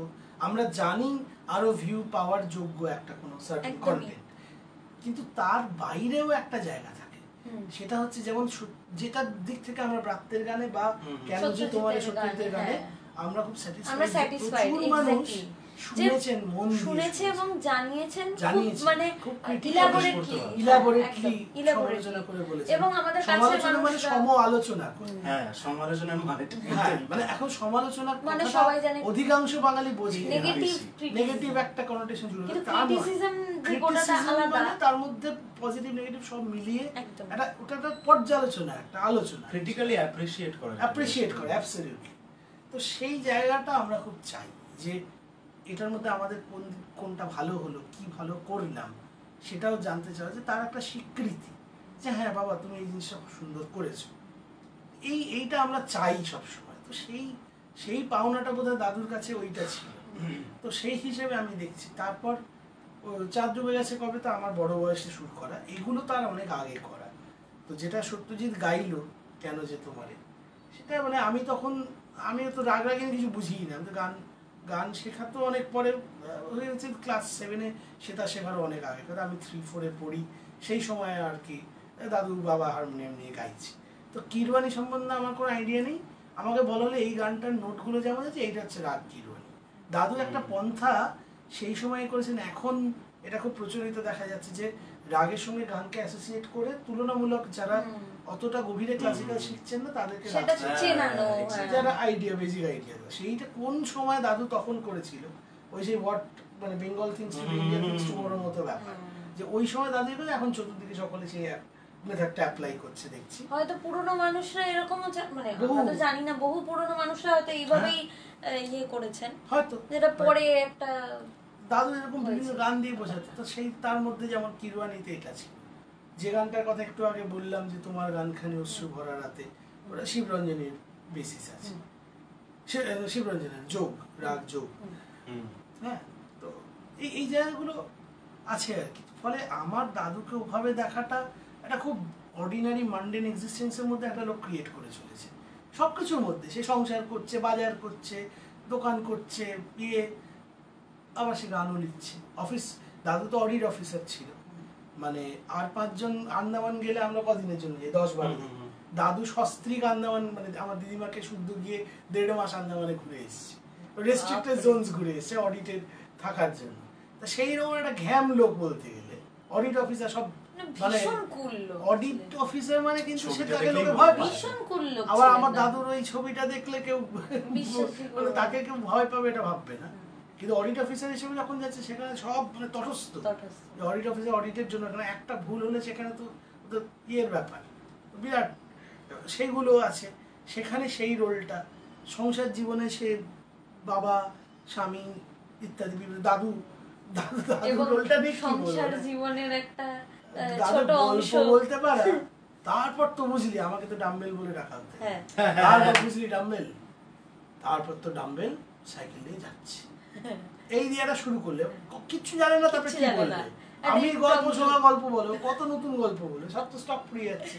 এবার না গল্প বলো, ঘরে না হলে ঘুমাবো না। হ্যাঁ, এই তো আমি এটা আমাদের পেয়েছি, এগুলো- গল্প শুনে আমিও পেয়েছি এটা। এবং এটা খুব লাকি দিক থেকে আমি। তারপর এবং তো গল্প বুঝলি ডাম্বেল বলতে বলতে যাচ্ছে। যে গল্প বলতে বলছে, বলতে কম্পোজ করছে মাথায়, মানে গল্পটা মাথায় তৈরি হচ্ছে। মানে যে গল্প বলছে হুম। তারপর সে ঘুমিয়ে পড়বে, আর যে হ্যাঁ, ঘুমানোর কথা আমি ছিল সে তাকে পালিয়ে কি যাবে। হলো, কি হলো, তারপরে কি হলো এটা আমার বেলায়। তারপর তো বুঝলি ডাম্বেল যাচ্ছে, আমার বোনের বেলা বুলটি বলে ডাকা হতো, তো সেই জন্য তারপর তো বুলটি একটা সাইকেল নিয়ে যাচ্ছে অন্ধকার রাস্তা দিয়ে, বলতে বলতে মাথায় পেছনে গল্প তৈরি হচ্ছে, এবারটা কি বলবো। এবং ক্রিয়েটিভলি যা পারতো ঠিক একটা মানে বানিয়ে বুনিয়ে বলে দিত, কিন্তু তো ওই ক্ষমতাটা ছিল। সেইটা পরবর্তীকালে আর একটু বড় বয়সে দেখছি দাদুর লেখালেখি হিসেবে ম্যানিফেস্ট করছে, কিন্তু সেটা দাদু তো ফিকশনের দিকটা খুব একটা না, মানে স্যাটায়ার এবং রম্য রচনা যেটাকে বলে, যেমন একটা হিউমারের দিক আছে, প্লাস সেই সময় একটা সোশ্যাল স্যাটায়ারের দিক আছে, সমাজকে একটা তির্যকভাবে দেখা এবং ক্রিটিসাইজ করা, সেই জায়গাটা। আগামী লেখাগুলো সেরকমই আমাদের। দুটো কমেন্ট আছে, আমি একটু হ্যাঁ। পড়ে নি। একটু পড়ে নেওয়া যাক। নম্রতা গাঙ্গুলি হাজরা লিখেছেন, ওটা পড়েছি। হ্যাঁ। তারপরে নিচে দুটো কমেন্ট ছিল, সত্যজিৎ খুব ভালো মানুষ, অনেক সাফল্য আশা করি। সত্যজিৎ বলে এরকম এরকম এরকম এরকম অনেকগুলো ইমোজি দিয়েছেন উনি।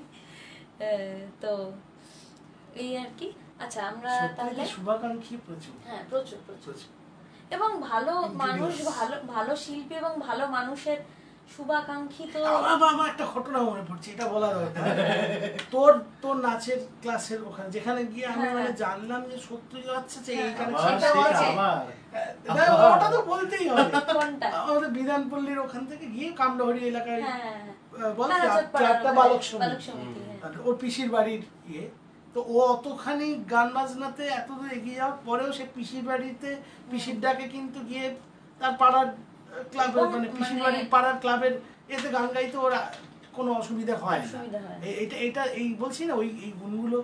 তো যাই হোক, আমি তার ঠিক আগে আগে মানে তার আগে লকডাউন গেছে এবং সেই সময়টা গানের ক্লাসটা ছেড়ে যায়, মানে আর কন্টিনিউ করতে পারিনি, অনলাইন মোডে ইয়ে হচ্ছে না। তারপর আমার চাকরি ক্ষেত্রে চাপ বাড়লো, যাতায়াত করে আর শরীর দেয় না, এগুলো হয়ে টয়ে তখন মানে আর কি আর পেরে উঠছি না, গানের ক্লাসটা আর যাওয়া হচ্ছে না। অনেকদিন ওর সাথে মধ্যে ব্যাপার হচ্ছে আমার দেখা হয়নি।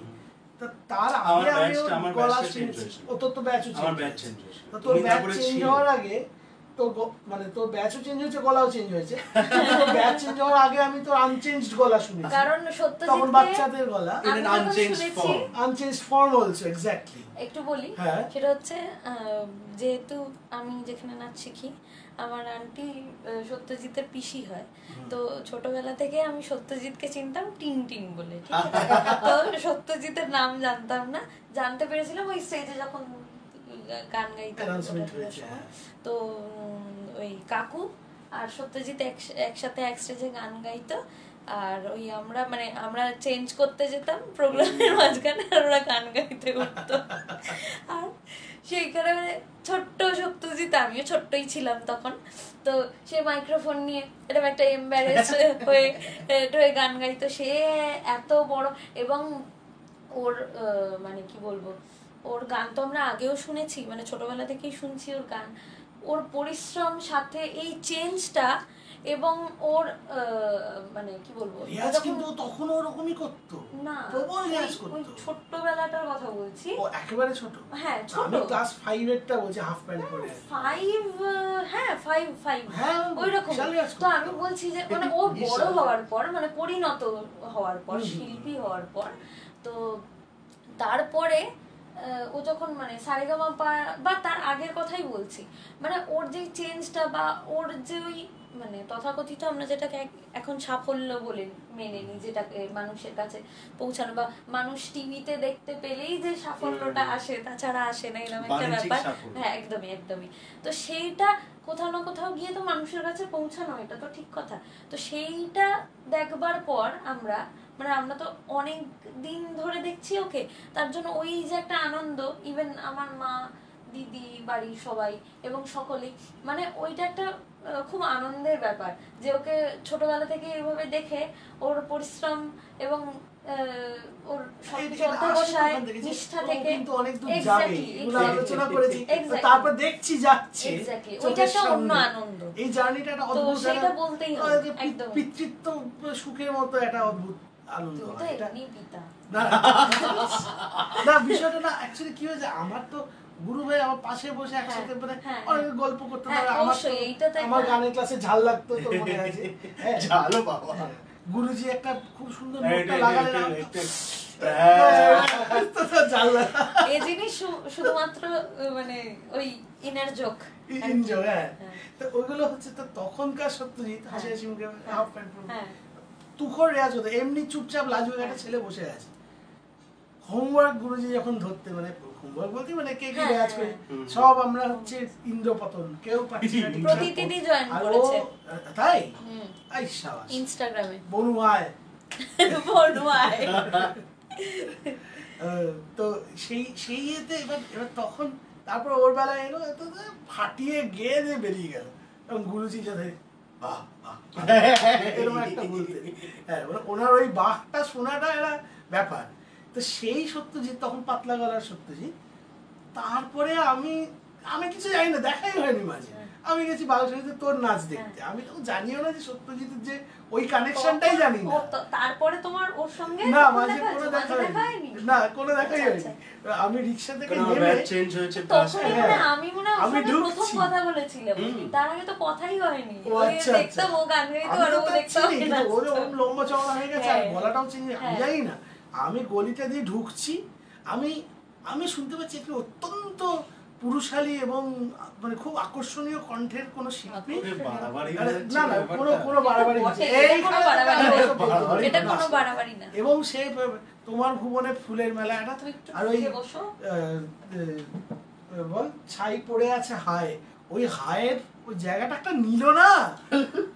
আমি ঢুকছি, আমি আরো হড়হড় করে গলিটার মধ্যে ঢুকে গিয়ে পাঁচিলের পাশে এরকম লোক বসে আছে, আমি পাঁচিলের গা বেয়ে স্টেজের কাছাকাছি চলে গেছি যে কে গাইছে এটা, এবার দাঁড়িয়ে আছে, আমি জানিও না, আমি দাঁড়িয়ে উফ আফ করে যাচ্ছি, কি আবার এইসব করছি, এবার রেকর্ড করছি ফোনে।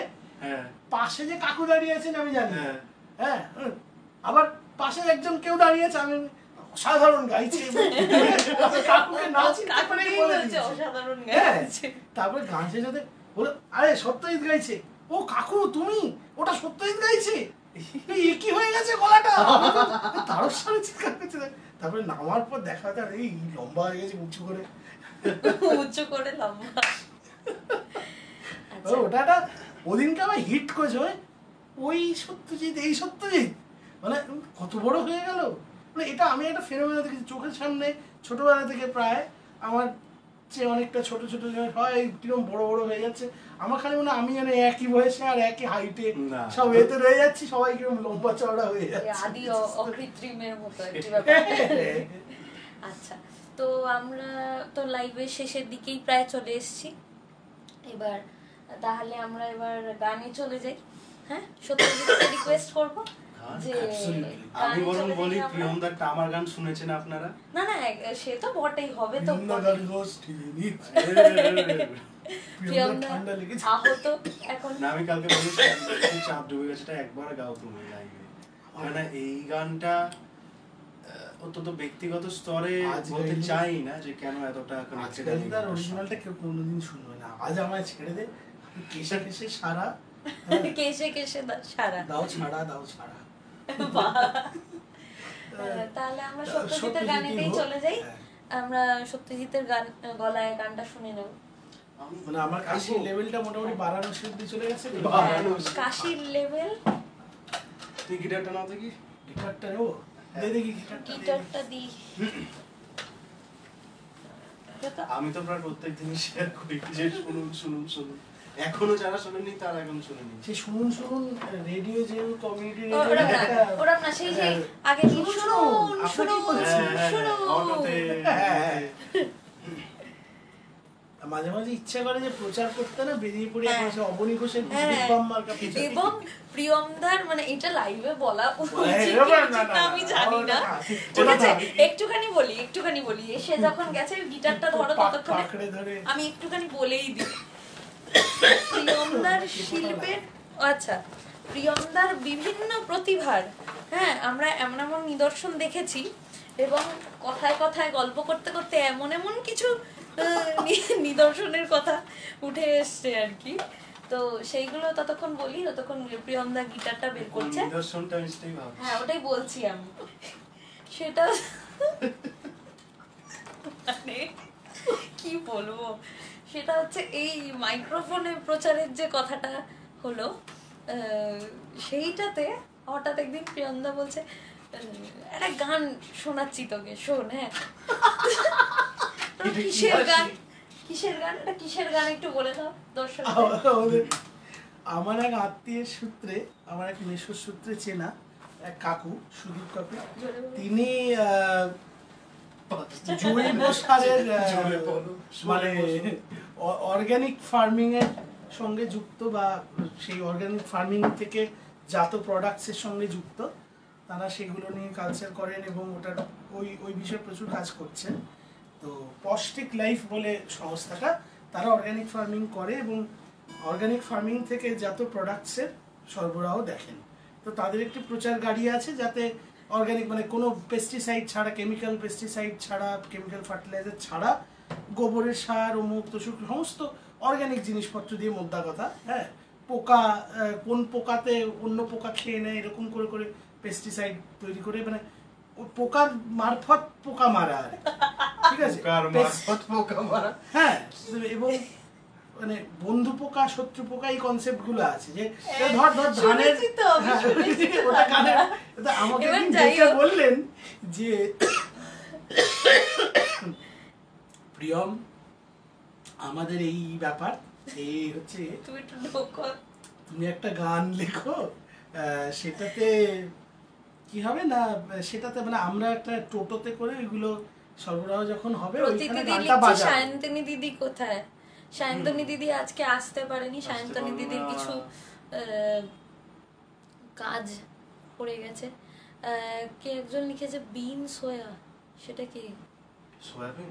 হ্যাঁ মানে ইনস্টাগ্রামে লিখেছে যে ইউটিউব লাইভ হচ্ছে না, ইউটিউব লাইভ হচ্ছে না।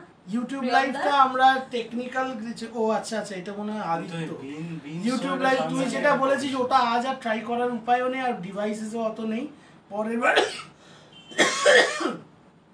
থেকে আমরা সেটা চেষ্টা করব, কথা দিচ্ছি চেষ্টা করব, কতটা করতে পারবো সেটা চেষ্টা না, এরপর করতেই হবে, করতেই হবে, ওইটা একটু ছোট করে বলো আমরা কেন যে তোমার থেকে অনেক দূর সরে যাচ্ছি।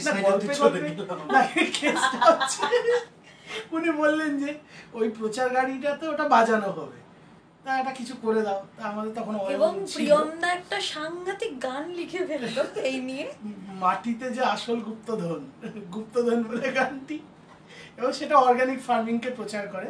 তো এই যে সরকারি প্রচারগুলো হয় না, যে ওই টিকা লাগান ইয়ের বল ওই যে পালস পোলিও টিকা, হ্যাঁ মানে দিদি ভাই মা বোনেরা হয় না, ওই প্যাটার্নের পুরো একটা সাউন্ডিং এ ফ্লুট বাজছে আর তার সঙ্গে সায়ন্তন ঢোল বাজে ওই দিয়ে আমরা একটা যা হোক করে 2 ঘন্টার মধ্যে রেডি করে দিতে হতো। তো গেছি, ঢুকেছি 6টার সময়, 8টার সময় অন্য স্টুডিও থেকে বেরিয়ে স্টুডিও মিক্সটা নিয়ে দিয়ে ওনাকে দিয়ে দিয়েছে দেখুন। তারপরে ওরা ওটা একদিন আমি আমার পাড়াতেই আমি দোকানে গেছি, এবার আমি হঠাৎ করে শুনতে পাচ্ছি গুপ্তধন বাজছে, তারপর দেখি টোটোটা নিয়ে আসছে, সে সবুজ রঙের একটা টোটো, পস্টিক লাইট বড় বড় করে লেখা, হ্যাঁ, আর আমার নিজের গলাতেই মাটিতে যে আসল গুপ্তধন, এইরকম প্রতিভা নিয়ে আমরা পাশে রয়েছি। তারপরে দেখছি তাদের সেল বেড়ে গেছে। এটাই তো সার্থকতা, তাই না? যাকে আমরা ওইসব গল্প বাদ দিই আপাতত। আচ্ছা, আমরা তাহলে গানে চলে যাই এবার। আমি প্রিয়মদাকে বলবো আমার সাথে গাইতে। এইসব মানে একটা আমরা কেন যে তোমার মিউজিক ভিডিও নিয়ে আমরা কথা বলছিলাম, সেখান থেকে আমরা কোথায় চলে গেলাম, আমরা রাসায়নিক সার কীটনাশকে চলে গেছি। তার জন্য আমরা দুঃখিত, কিন্তু আমরা একসাথে বসলে এগুলো হয়েই থাকে, ফ্লোতে অনেক কিছু চলে টলে আসে। তো যাই হোক, আমরা একদমই একদমই একদমই তো এবার আমরা গানে চলে যাবো।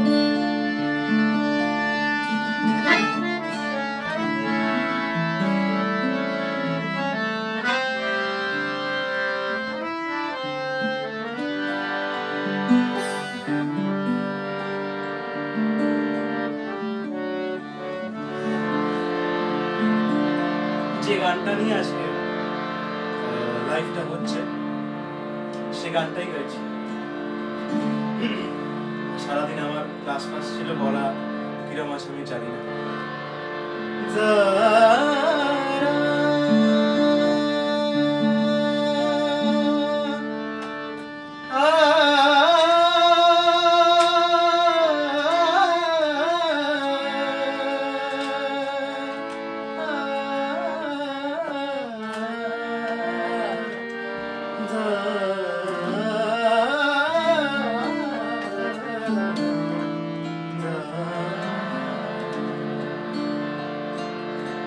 যমুনা তীরে যেন কলস কাখে বাঁশির সুর ধরে কদম শাখে, যমুনা তীরে যেন কলস কাখে বাঁশির সুর ধরে কদম শাখে, সে সুর চমকিত জল ভেজা ওই ছবি স্বপ্নে অনিনে, কেন যে তোমারে ভুলে থাকি পারি না, জানি কেন যে নানা কাজের মাঝে ঢেকে রাখি মনকে, নানা কাজের মাঝে ঢেকে রাখি মনকে, তবু যে তোমারে ভুলে থাকি পারি না, জানি রে কেন পারি না, জানি কেন যে পারি না, জানি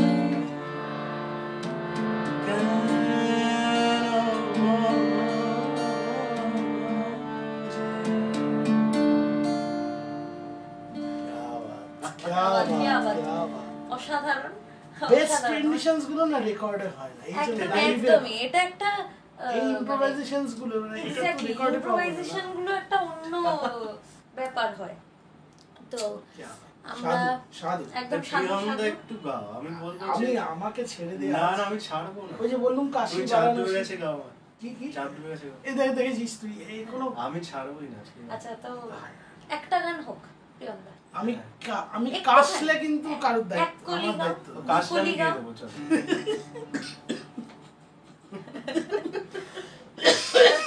কাশি তো ফাঁসি।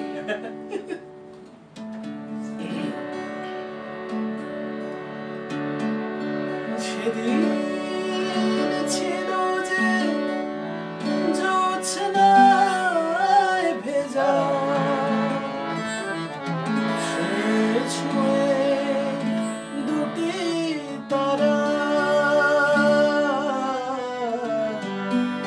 ক্রমাগত তারা সরে সরে গিয়ে দিগন্তে কেন হারায় সেদিন ছিল যে জোছনায় ভেজা ছুঁয়ে ছুঁয়ে দুটি তারা ক্রমাগত তারা সরে সরে গিয়ে দিগন্তে কেন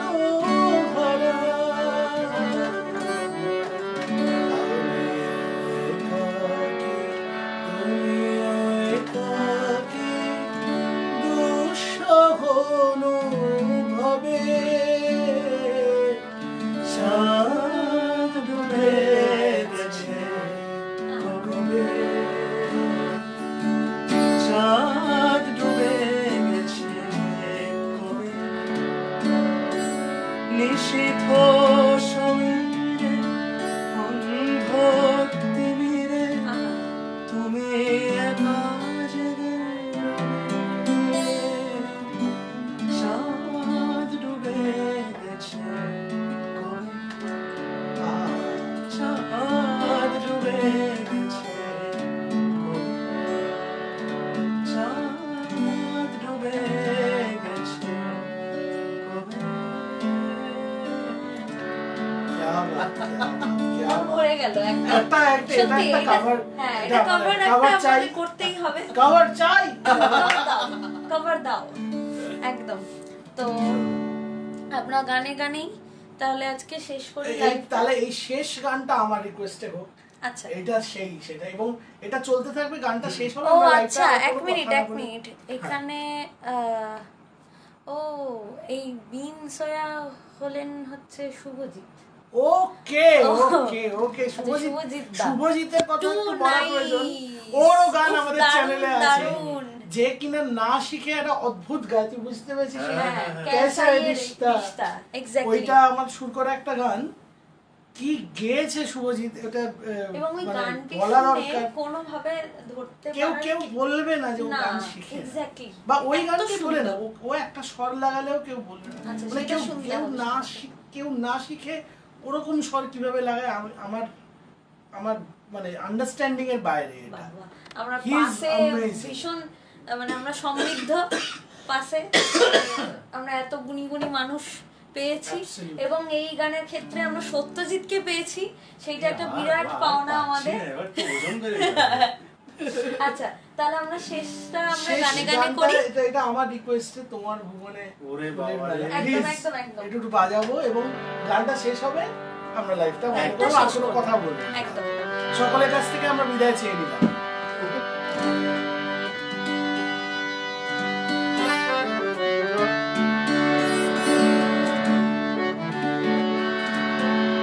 প্রতিদিনই জয়েন রিকোয়েস্ট পাঠাচ্ছে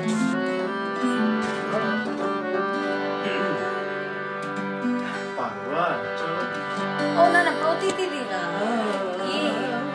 কোন দিন তোমার ভুবনে ফুলের মেলা দেখতে পাচ্ছি না এটা। আমি কাঁদি সারা।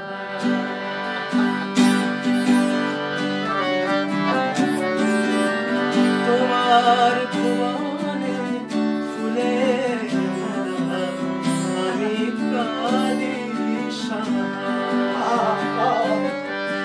ওগো কমলিকা, ওগো কমলিকা, বুঝিলে আমি কত অসহায়। তোমার ভুবনে ফুলের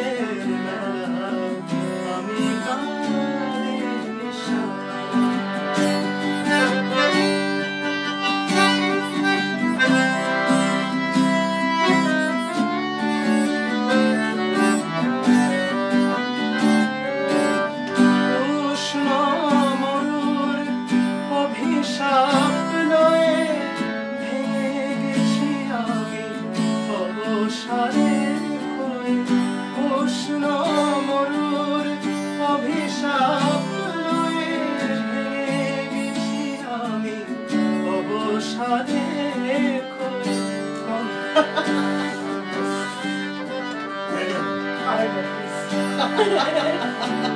আমরা পাশে বসে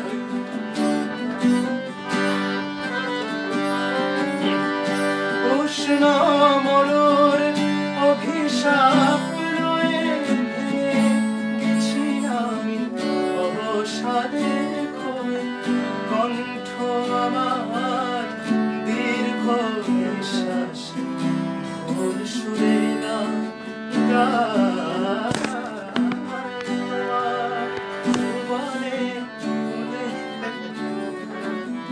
আমি প্রাণিশা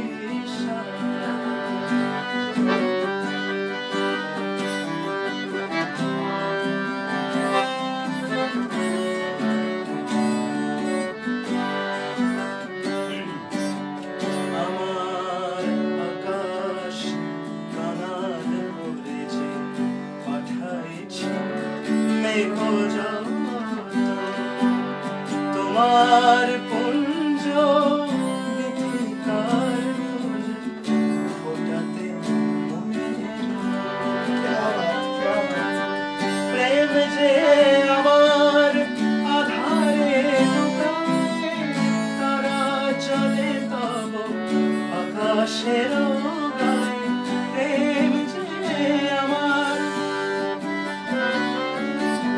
প্রেম যে আমার আধারে লুকায় তারা চলে তব আকাশের গায়ে গন্ধের উড়ে গেছি আমি ছাই পড়ে আছি হায় তোমার ভুবনে ফুলের মেলা আমি কাঁদি ও কমলিকা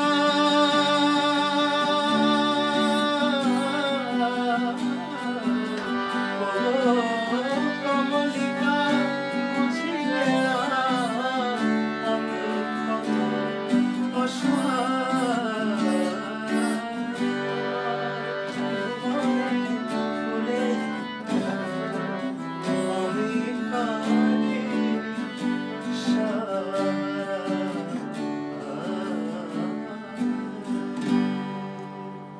সেই প্রিয়ঙ্কাকে আমি দেখতে পেলাম। তো আমরা একেবারেই এটা হচ্ছে ক্লাসের প্রিয়ঙ্কা, পাশে একদম। বসে থাকতো। আমরা গানে গানে মানে আপ্লুত হয়ে গেছি আমরা, আবেগঘন ঠিক আছে, হয়ে গেছি। আবেগঘন হয়ে গেছি। তো আর আমাদের কথা বলবার মতো শক্তি টক্তি নেই। তো আজ আমরা এখানেই লাইভটা শেষ করছি। দেখা হচ্ছে আমাদের পরের লাইভে, এবং আমাদের সামনে যেগুলো কন্টেন্টগুলো আসছে আপনারা দেখতে থাকুন, আমাদের সঙ্গে থাকুন।